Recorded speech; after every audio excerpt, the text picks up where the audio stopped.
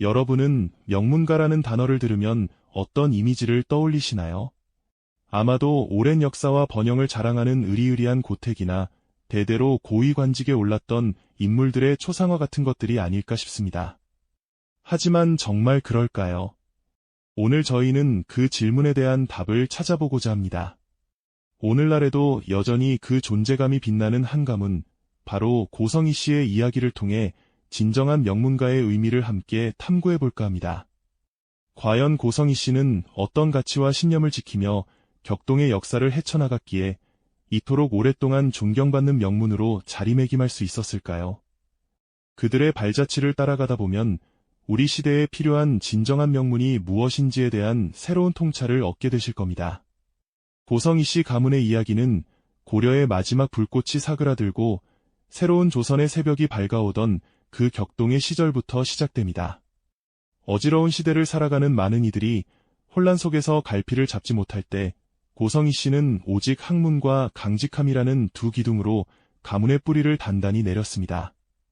세상의 변화에도 흔들리지 않는 굳건한 학문적 깊이, 그리고 어떤 유혹에도 굴하지 않는 올곧은 품성을 바탕으로 사회의 신뢰를 쌓아갔던 것이죠. 가문의 초석을 다진 대표적인 인물로는 고려 말의 문신이자 학자였던 이암 선생을 빼놓을 수 없습니다. 그는 단순히 높은 관직에 오르는 것을 목표로 삼기보다는 깊이 있는 학문을 탐구하고 백성을 위한 실질적인 정책을 고민하며 시대를 앞서갔습니다.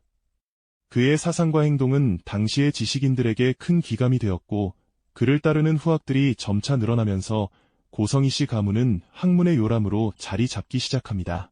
책과 부두로 가득 찬 서재에서 밤늦도록 불을 밝히며 학문에 매진하는 그의 모습은 단순히 개인의 영달을 넘어 가문의 정신적 유산을 세우는 중요한 과정이었을 겁니다. 이러한 학문적 토대 위에 조선 건국 초기의 이원 선생은 가문의 명성을 더욱 공고히 했습니다. 그는 새롭게 열린 조선이라는 나라에서 왕에게 올곧은 간언을 올리며 백성의 목소리를 대변하는 데 주저함이 없었습니다. 권력 앞에서 흔들림 없는 그의 당당한 모습은 단순히 관료로서의 역할을 넘어 사회 전체에 대한 깊은 책임감을 보여주는 것이었죠. 대궐에서 상소문을 올리며 부당함에 맞서고 때로는 자신의 안위를 뒤로한 채 대의를 쫓았던 그의 발자취는 고성희 씨 가문이 단순한 부와 권력의 집합체가 아닌 정의와 원칙을 수호하는 명문가라는 정체성을 확립하는 결정적인 계기가 되었습니다. 이처럼 고성희 씨는 고려 말의 혼란기와 조선 건국초라는 중요한 시기에 학문적 깊이와 올곧은 품성으로 사회적 신뢰를 얻으며 가문의 뿌리를 튼튼하게 내렸습니다. 그들은 단순히 높은 자리에 오르는 것을 넘어 시대를 통찰하는 지혜와 대의를 따르는 용기를 통해 진정한 명문가의 기틀을 마련했던 것이죠. 가문의 서원이나 교육기관에서 후학들을 가르치며 정신적 유산을 이어가는 모습은 그들이 얼마나 미래를 내다보고 가치의 전승에 힘썼는지를 짐작하게 합니다. 이들의 노력 덕분에 고성희 씨는 단순한 성씨가 아니라 학문과 강직함의 상징으로 사람들의 기억 속에 각인되기 시작합니다. 하지만 앞으로 펼쳐질 역사 속에는 이 가문을 뒤흔들 거대한 시련들이 기다리고 있었을 텐데요. 과연 고성희 씨는 그 경랑 속에서 자신들의 가치를 어떻게 지켜나갔을까요? 네, 고성희 씨 가문은 그 거대한 경랑 속에서도 자신들의 고유한 가치를 굳건히 지켜냈을까요? 조선 후기에 접어들면서 나라는 안팎으로 큰 시련에 직면하게 되죠. 봉건 질서가 흔들리고 서구 열강의 침략 위협이 고조되는 혼란스러운 시기였습니다. 이러한 급변하는 시대 앞에서 명문가들은 과거의 영광에만 안주할 것인지 아니면 새로운 변화를 수용하며 미래를 모색할 것인지 중대한 기로에 서게 됩니다. 고성희 씨는 바로 이 지점에서 남다른 선택을 보여주는데요. 그들은 단순히 가문의 명맥을 잇는 것을 넘어 시대의 요구에 응답하고자 노력했습니다.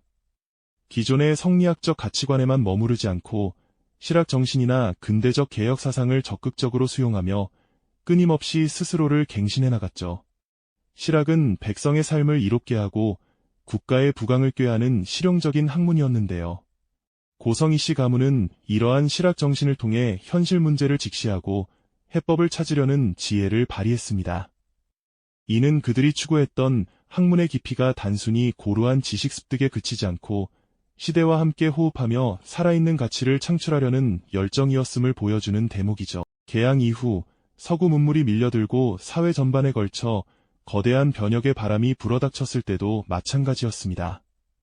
혼란스러운 한국 풍경 속에서 서구의 과학 기술과 사상이 물밀듯이 유입되었고 많은 지식인들이 충격과 함께 새로운 깨달음을 얻었을 텐데요. 고성 이씨 가문의 지식인들은 이러한 변화를 두려워하기보다 새로운 학문을 탐구하고 근대 교육기관 설립에 참여하며 미래를 준비하는 데 힘썼습니다. 서양 서적을 탐독하고 과학기구를 들여다보며 새로운 지식의 지평을 열었으며 근대적인 복장을 하고 사회개혁을 논의하는 진지한 모임에 참여하며 시대의 선봉에 섰던 것이죠. 그들은 교육사업에 적극적으로 뛰어들어 후학들을 양성하며 변화하는 시대에 필요한 인재를 키워내려 애썼습니다. 이러한 노력은 단순히 가문의 명성을 유지하려는 것을 넘어 국가와 사회 전체의 발전을 염원하는 깊은 책임감에서 비롯된 것이었습니다. 과거의 명성에만 기대지 않고 과감하게 새로운 문물을 받아들이고 미래를 위한 투자를 아끼지 않았던 고성희 씨의 지혜와 용기는 오늘날 우리에게도 큰 울림을 주지 않습니까?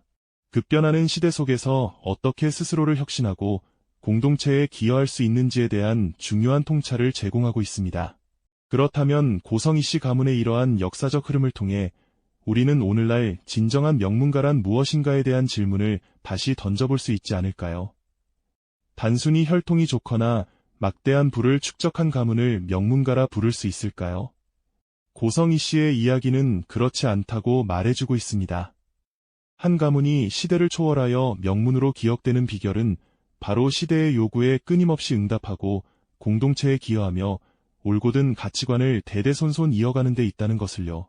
그들은 혼란스러운 고려 말부터 조선 건국 초의 격변기를 지나 임진왜란과 병자호란 같은 국가적 위기를 겪으면서도 그리고 조선 후기 사회 변혁의 물결 속에서도 변치 않는 학문적 깊이와 강직함, 그리고 사회적 책임감을 보여주었습니다. 가문의 종택이나 사당처럼 현재까지 보존된 유적들은 그들의 과거와 현재를 잇는 굳건한 다리 역할을 하고 있습니다.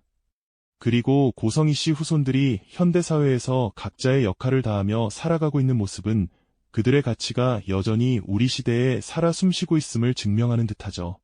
교육에 대한 열정, 나눔의 미덕, 그리고 원칙을 지키는 올곧은 정신 같은 명문가의 가치들은 시대를 초월하여 오늘날에도 여전히 유효하고 또 새롭게 재해석될 수 있는 중요한 덕목들입니다. 고성희 씨 가문이 수백 년간 이어온 역사는 단순한 옛이야기가 아닙니다.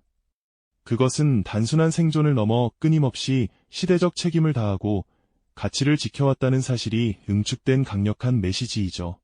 혈통이나 권력, 부가 아닌 지속적인 기여와 올곧은 정신이야말로 진짜 명문가를 만드는 핵심이라는 깨달음. 이것이 바로 고성희 씨가 우리에게 전하고자 하는 가장 중요한 가치일 것입니다. 오늘날 우리가 살아가는 세상 속에서 명문가라는 단어가 가지는 진정한 무게와 의미를 되짚어보게 됩니다. 고성희 씨의 이야기는 과거의 기록을 넘어 우리 각자가 어떤 가치를 지키고 어떤 유산을 남길 것인가에 대한 깊은 질문으로 이어집니다. 다음 세대에게 어떤 명문의 가치를 물려줄 것인지 우리 스스로의 삶과 가문을 돌아보게 하는 깊은 여운을 선사하죠. 이 영상이 도움이 되셨다면 좋아요와 구독 부탁드립니다. 여러분의 응원이 제게 큰 힘이 됩니다. 다음 영상에서도 더 유용한 정보를 공유하겠습니다. 감사합니다.